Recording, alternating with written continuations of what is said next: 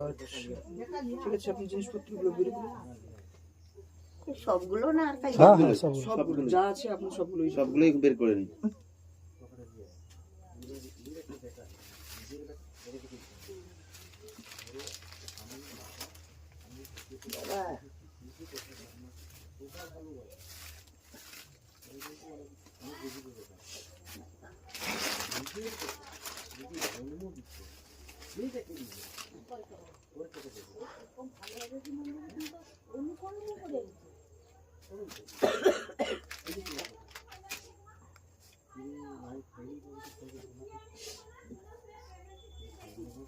এটা দেখুন, এটা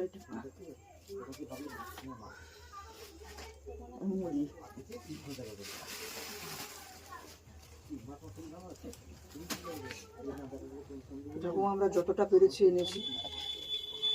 আশা করি আপনার ভালো লাগবে। এবং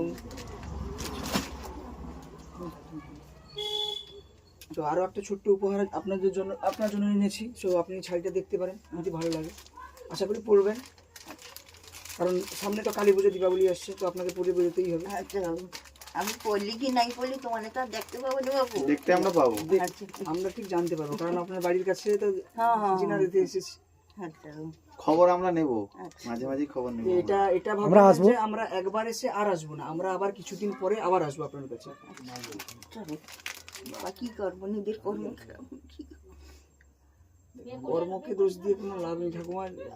যেটাই হচ্ছে পুরোটাই হচ্ছে ঠাকুরের কি বলা হয় চমৎকার। তো আপনার হয়তো আমরা বুঝতে পারছি যে আমাদেরও আপনার কথা শুনে কষ্ট লাগছে, বা আপনারও এই সময় সিচুয়েশন দেখেই কষ্ট লাগছে, কিন্তু কি করবেন বলুন। আমরা আছি, তো আমরা সবাই আপনার নাতির মতোই, তো স্যারও আছেন বেসিক্যালি। সো আমরা যতটা পারি চেষ্টা করে যাব।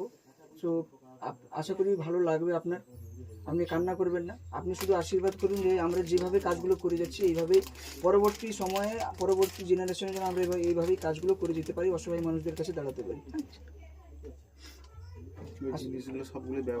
আর এই যে সমস্ত যে জিনিসগুলো এনেছি, এইগুলো আপনি ব্যবহার করবেন, খাবার দাবার ঠিক মতো টাইমে করবেন। আমরা না আসতে পারলেও জিনা সরষে এসেছি, ওনারা মাঝে মাঝে এসে আপনার সঙ্গে দেখা করে যাবেন। এবং এটাও কোনো অসুবিধা হলে ওনাকে জানাতে পারেন, কোনো অসুবিধা হলে ওনাকে জানাবেন। আপনার বেশি দূরে আমরা মানে আমাদের বাড়িও কাছাকাছি, তো ওনাকে বলবেন, ওনার সঙ্গে আমাদের ভালো পরিচয় আছে, ওনার সরষে আমরা আসবো। তাহলে আপনি ভালো থাকবেন ঠাকুমা।